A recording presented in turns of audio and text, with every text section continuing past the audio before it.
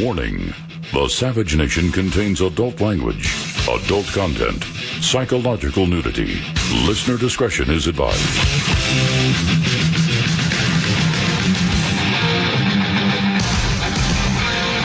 And now, America's most exciting radio talk show, The Savage Nation, home of unprotected thought, borders, language, culture. And here he is, Michael Savage. Islam is not our adversary. Muslims are peaceful and tolerant people and have nothing whatsoever to do with terrorism. The obsession in some quarters with a clash of civilization or repeating the specific words radical Islamic terrorism isn't just a distraction. It gives these criminals, these murderers, more standing than they deserve. Now, we know Hillary Clinton is a serial liar. We know that she's a liar and has been a liar from the day she appeared on the national stage. But now she is aiding and abetting the enemy. Welcome to the Savage Nation. The fact is truth, even if she doesn't accept it, even if Obama's head is in the sand, or God knows where it is, even if the entire liberal media is deluding themselves into thinking there's no war by radical Islam against all people on earth, Muslims included, who do not see the world through their 7th century eyes. Apparently, the idiot named Hillary Clinton didn't know about the Fort Hood massacre by Nidal Hasan, the Muslim psychiatrist. Apparently, the idiot Hillary Clinton didn't remember that the Boston Marathon bombing was conducted by the Tsarnaev brothers. By the way, in those two cases, Nidal Hasan and Tsarnaev, they were not Christians. They were not Hindus. They were not Buddhists. They were not Jews. They did it for jihad. They yelled Allah Akbar or whatever. July 2015, 4 U.S. Marines shot dead by a lone Islamic gunman on U.S. Navy facilities in Chattanooga. May 2015, in Garland, Texas, Pamela Geller, along with her group, hosted a Draw Muhammad event. Elton Simpson and Nadia Soufi of Phoenix went to avenge the Prophet. They traveled to Texas, where they were shot and killed by a security guard after opening fire in an attempt to kill her. September 25th, 2014, Alton Nolan is accused of beheading a woman in Moore, Oklahoma. Co-workers reported that Nolan had been trying to convert them to Islam. Nolan reportedly used some Arabic terms during his attack. Nolan told the judge, "I'm Muslim. My question is, do you have any Muslims that can represent me as a Muslim, Mrs. Clinton?" April 27, 2014, 30-year-old Muslim man Ali Muhammad Brown is accused of shooting to death 2 men in Seattle. According to reports, he told police the killings were vengeance for U.S. actions in the Mideast. March 6, 2014, registered sex offender James Cosby, 46, accused of bludgeoning his lesbian daughter to death and shooting a lover in Port Bolivar, Texas. He then dumped the bodies near a ferry gate. In his bedroom, Cosby had the Quran open to a page that says, homosexuality is a sin. Did you know that? Did you know that that happened? August 4th, 2013, a Muslim convert, Damon Agnew, went to an Ace Hardware store on a mission from Allah to help people before he fatally stabbed employee Daniel Joseph Stone 17 times, Mrs. Clinton. April 15th, 2013, Mrs. Clinton, Muslim Chechen brothers Dzhokhar Tsarnaev and Tamerlane Tsarnaev detonate 2 pressure cooker bombs during the Boston Marathon race, killing 3 people and injuring an estimated 264 others, Mrs. Clinton. Did you know that they were Muslims? March 31st, 2013, Rashad Riddle walked into an Astabula, Ohio church and fatally shot his father after an Easter service. After the shooting, witnesses say he walked to the church holding the gun and shouted that the slaughter was, quote, the will of Allah. This is the will of God. February 7th, 2013, Yusuf Abraham, 28, shot 2 Coptic Christians to death and beheaded them in Buena Vista, New Jersey. He also removed their hands before burying their bodies in the backyard of an abandoned house. Quran 8:12 states, when thy Lord was revealing to the angels, I am with you, so confirm the believers. I shall cast into the unbelievers' hearts terror, so smite above the necks and smite every finger of them. January 15th, 2012, a Jordanian Muslim man, Al-Mahmoud Awad Ursan, 57, gunned down Iranian medical student Gelara Bagadre, a friend of his daughter and a Christian convert who widely denounced Islam. He later killed his Christian son-in-law after his daughter married him without permission. I don't want to read any more of this. There are many, many, many more of them. They show that there is a war of terror going on, and it's coming from one particular, let us say, source. Hillary Clinton is a liar. She is doing the world a disservice by continuing to lie. And the fact of the matter is truth, even if she doesn't believe it or doesn't want to know it herself. Now, the same story is coming out of the mouths of the idiots in the leftist media, that Christians are more dangerous than Muslims, and that the Jews were denied entry in the 1930s, the same way the Syrians are being denied entry. Liberalism is a very serious derangement. It's a very serious mental disorder. They cannot even defend themselves. They will kill all of us unless the truth gets out. Welcome to the Savage Nation. Here's a headline for you. Trump doubles down, goes savage on Ben Carson. It's from yesterday's show.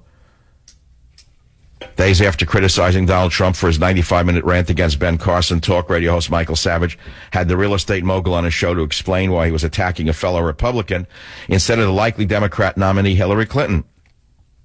Savage, who affirmed he still strongly supports Trump's bid for the White House, asked if Republican candidates should agree to attack Clinton and President Obama instead of each other.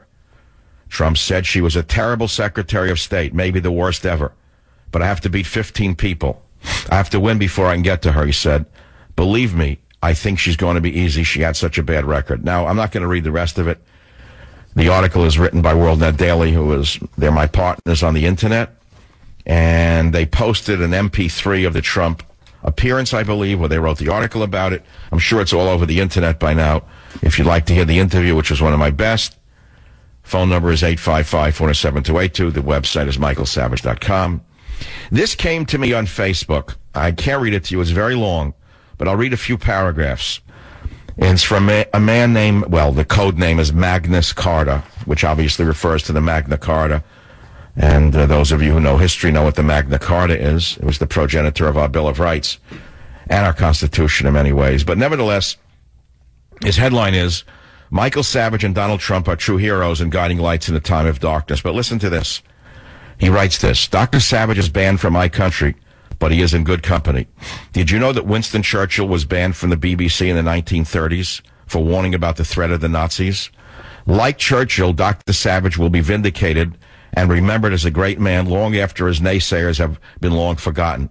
Unfortunately, we're not living in a time of truth, but a time of feelings and of not offending anyone. What would be common sense in a sane age is seen as controversial in a time of political insanity and knee-jerk liberalism. And he goes on, and he talks about why people who have studied Islam in detail have to put up being called names by ignorant morons who know everything about football or reality TV but nothing about the real world. He said it's understandable why people do not speak out. Many people have Muslim friends, or they went to school with Muslims or work with them, and he's writing from Britain. They had a Muslim doctor look after them, or they know the guy from the grocery store. They are all nice, peaceful people. So although many people understand what is going on, they don't want to offend anyone, while others are just ill-informed, ignorant, and choose not to believe it. To understand radical Islam, you should start by understanding the founder and prophet of Islam. Muhammad was no Jesus or Buddha. He was a warrior who ordered the beheading of 900 Jews and took their wives and daughters as sex slaves in a single battle. He writes this, look it up. The Quraza genocide is just one example, but it's a good start. Tell that to the people who say ISIS does not represent Islam. And here comes a chilling statement. A few thousand Islamic warriors, no different from ISIS of today, brought down the superpowers of the day. The Christian Byzantine Empire, modern-day Turkey, and the Zoroastrian Persian Empire, modern Iran, and it is estimated that 100 million Hindus were killed in repeated Islamic invasions of India. Islam spread within 100 years of its birth to cover most of the known world from Spain to India. It did not do this by peacefully spreading the word of God, but through terror and destruction. The Persians, Byzantines, and Egyptians rivaled or even exceed Greece and Rome in their advancement, but under Islam they stagnated and declined. Stop making excuses that the attacks are because of the Iraq War or because of what Israel is doing to the Palestinians. Islam has been attacking and trying to conquer Europe for 1,000 years. They succeeded in Spain until the Reconquista. And if Muslim armies had not been defeated at the Battle of Tours in 732 and at the gates of Vienna in 1683, the whole of Europe could have fallen to Islam. There would have been no Renaissance, no Enlightenment, no Industrial Revolution. We would be living in a dark age. I was recently at the British Museum, he goes on, and I noticed there were large sections called pre-Islamic Iran and pre-Islamic Arabia. They were full of incredible artifacts and antiquities.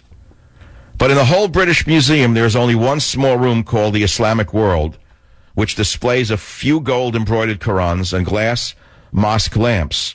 It speaks volumes. And he goes on, you can read it yourself, it's on my Facebook. Now, either you want to live with your head in the sand and have it chopped off, or you want to stand up and be counted. That's the opening to my program. This is the Savage Nation. It's a very sad day indeed when a woman who would be president continues to put out the big lie. The same lie that the idiot in the White House is putting out. The same lie being put out by the, what's the word I can use for the people in the news media like Jake Tapwater? It's depressingly sad. I'm going to also do some stuff today on health. One of my specialties. You want to live longer? Drink coffee, a new Harvard study says. Instead of white tuna, some sushi restaurants secretly serve cheap fish that may cause sickness. I'll do both of these stories on the Savage Nation to show you that there are fakers everywhere you turn. I'll be back in a minute. Join the Savage Nation. Call now, 855-400-SAVAGE, 855-400-7282. Savage. My Savage Nation is sponsored by SwissAmerica.com, the only company I trust to protect my wealth with gold and silver. Call 800-BUYCO.